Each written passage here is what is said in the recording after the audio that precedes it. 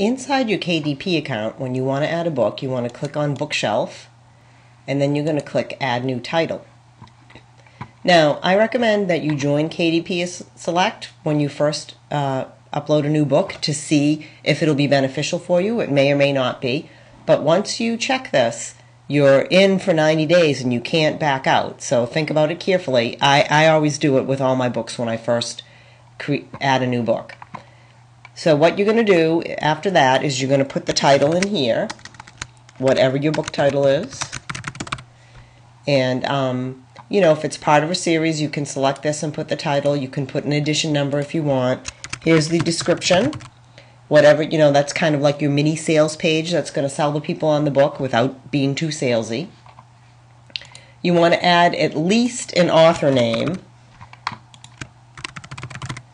You can add more than one. You can add publishers, editors, whatever you want. I usually just do an author. You want to choose your language. I think that's going to be English for most books. I don't usually do a publication date or the publisher or an ISBN. And then you want to verify your publishing rights. You're probably not uploading a public domain work, so you want to say it is not public domain. Now you want to choose categories. Like I said before, these don't necessarily relate to the categories on Amazon, which makes it really hard. So what you have to do is you have to just pick the closest thing. So whatever, you know, you get to pick two, and so I'm just randomly picking things here, but you can see you can go through the list and pick the two closest things. Ideally, though, it's good if your book, if you can pick two things in two different major categories. You know, if your book relates to different categories. If not, just pick the two closest things you can find that your book would be under that category. Now, this other thing is the keywords. I talked about this in the report that you got. So, you know, you should have a few ways of thinking up keywords from that report, and you just type them up in here. You're allowed 7 keyword phrases. You type it in, and then separate them with a comma like that.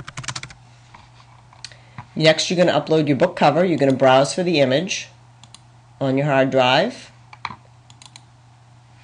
Click Upload Image. It usually doesn't take very long. Upload successful. And you get to see what the thumbnail of your image might look like on Amazon, which is pretty important. If it's too pixelated, you're going to want to go in and tweak your cover image. And then you upload your book file. Now, this is where you get to pick whether you want people to lend your book to their friends. Everybody has their own feelings about this. If you enable digital rights management, it means that your book cannot be lended.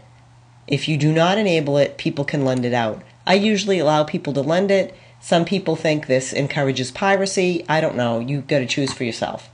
And now you want to browse for the book file. This is the .mobi file that you created with Calibri. So let's see. You're going to search, surf to where that is on your hard drive.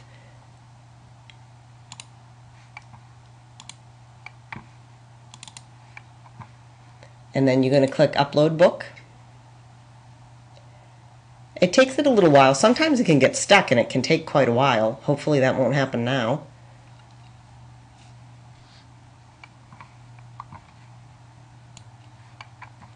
And then once it's uploaded, you can preview your book. When you click on this, preview, a little window is going to pop up. It looks like a little mini Kindle, and you can scroll through it to make sure it looks okay. The margins never look good, don't worry about that. And the links won't be clickable either. Then you want to go, if you feel like that's all looking good and everything, you want to click Save and Continue.